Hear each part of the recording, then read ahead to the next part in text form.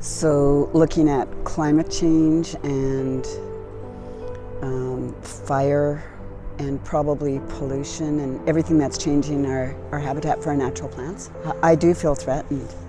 I think that our plants have fed our land and our people and our animals and environment for so long that any threat to them is also a threat to us. I believe that climate change and pollution are one of the main sources of threat to us right now. I think we could all be doing our part in making sure that we're not contributing to anything that is a threat to us in that sense. I believe controlled burns not only help us with making it safer with fires, but I also think that it will help us to bring back huckleberries and controlled burns in our way. Were done by the matriarchs of our society. The women would know where there would need to be a controlled burn, and then they would have discussions amongst themselves, and they would decide which area needs to be burned so that we could control the environment so there isn't a lot of threats to encourage forest fires, whether it's lightning strikes or whatever. And B, we would have an abundance of berries coming back, because one of the first things that come back after a burn are the grasses and then later on the bushes. And huckleberries really need acidic soil, which ashes actually provide, and one of the first berry bushes to come back are the huckleberries. So one really good example of that was Irene Billy from the Adams Lake Indian Band just across the river here had asked Chief and Council for years to do a controlled burn just over the hill here. When I was a young girl, Minnie and Sandy had a team of horses, and one of the horses' names was Queenie, and they had a buckboard. So my mother with my brothers and sisters would be in the buckboard with my cousins and other family, and we would take the buckboard and we would go up over into this area until we came to a creek. And that area had a lot of huckleberries. So we would pick for 3 days, keeping our berries cool in the creeks, and then coming down and canning and drying and turning that into winter supplies. And now Irene Billy in that one area alone remembered the abundance of the berries and asked Chief and Council years ago, probably I would guess back in 1992, she started asking them to burn in that area to bring back the berries.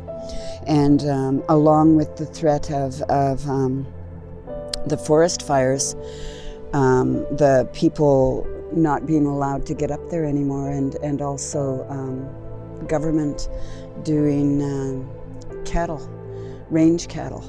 So even if Irene had the burn and the berries came back, we now have to consider that the forestry has cattle that range, and it's a good moneymaker for forestry. But we lose our berries because of that. So along with the forest fires is the cattle.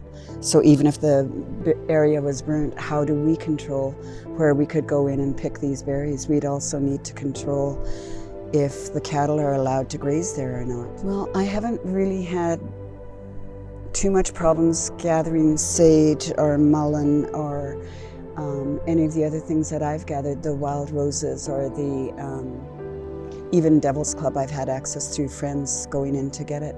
So in this area per se, I haven't really had problems with that. One of the main forest fires in this area was a real moneymaker for many of my relatives here, because that area that was burnt all the way from Barrier to here had given us a lot of wild mushrooms, the morels and the other mushrooms that were picked. Forest fires, yes, are very, very dangerous, and they can do a lot of damage. But where there's been controlled fires, or where the fire has gone through, it seems like there's a good side of it. Yes, fear it and be wary and be cautious, but also when there is one that has gone through our area, there's some benefits that come. Other than the bad side is if that burned really, really hot, it would burn all the turf off the top of the soil. It would burn down into the rocks, and would make all of that land sterile. So yes, we lose the wildlife, we lose the habitat, the feeding for them in areas like that. But now the bears have come back, the deer have come back. Yeah, so yeah, I fear fire, but in another way I also kind of welcome it. If there's no loss of life, if there's minimum loss of life to the animals in the environment, I can see that it's good.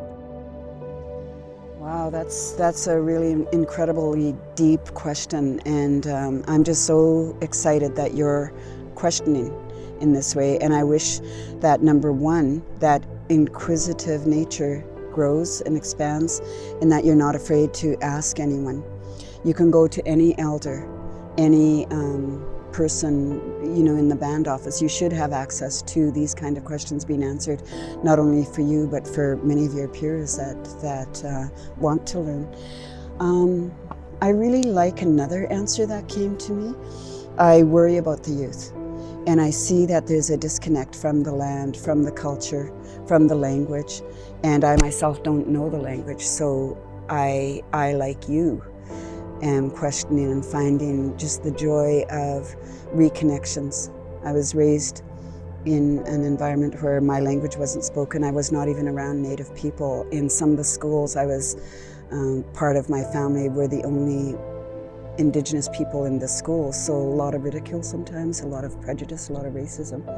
And when I came back to the reserve, I had a dream, and I hope that you have this connection, because somehow coming home to this area and to our own heritage, our own culture. One night I dreamt, when I came back after being raised in a non-native home, I dreamt of a word, and the word was Sukiyama or Sukiyana. And I went to my sister who knows the language, and I asked her, is it a real word? I dreamt this word and it just feels so real. And she said, you just have one spelling off. Whether it was Sukiyama, she said Sukiyana. If I said Sukiyana, she said Sukiyama. She said, it's a real word. And I said, well, what does it mean? And she said, ghost.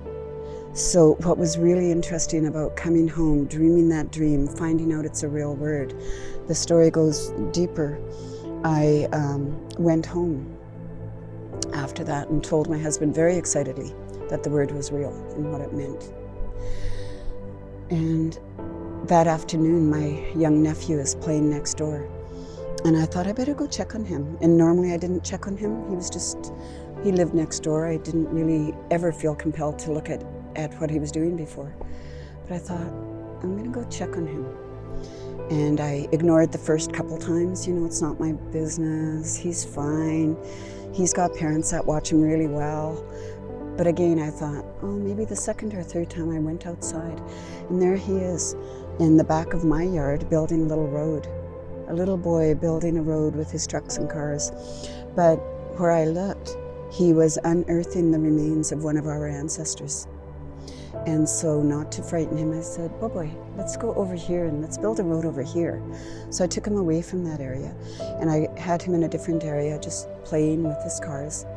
And then when I went in, I phoned our chief, a counselor, and then I phoned the RCMP because it was human remains and I knew that I had to. But when everyone came, I phoned my sister Mary and I said, let's treat this like one of our sacred funerals. As they're working out there, let's prepare a meal for them. So we did chocolate cake with plum sauce and chili and fried bread. And they had unearthed the rest of the remains, and they repatriated them into our graveyard. But to come home after that long and to not even have a question to voice to somebody, the dream, the connection with my sister, the acknowledgement of this being real, the connection in the spirit world. We so belong here. Our ancestors are calling us back, and they're not only calling the older people like me, they're calling the youth like you. So I hope that you have the same kind of visions, the same kind of dreams, the same kind of connection to the land, and then the connection to the people that can teach you. And on a funny note, to leave it funny, a friend of mine said it's strange how people can say, I wasn't taught the language, I wasn't taught the culture or anything like that. And this person responded with, but you found your way to the bars. You found your way to the drugs. You found your way to different things. And it's easier to find a way to the culture and to the answers and to the people. So I encourage young people to start searching, to know that you belong, to know that you're good medicine. Your smiles light up the world, your eyes light up the world, your connection to an elder means the world. You're a good malema, you're a good medicine. Be good medicine to yourself, to each other, and welcome to any kind of learning. And if you can't find it, keep looking.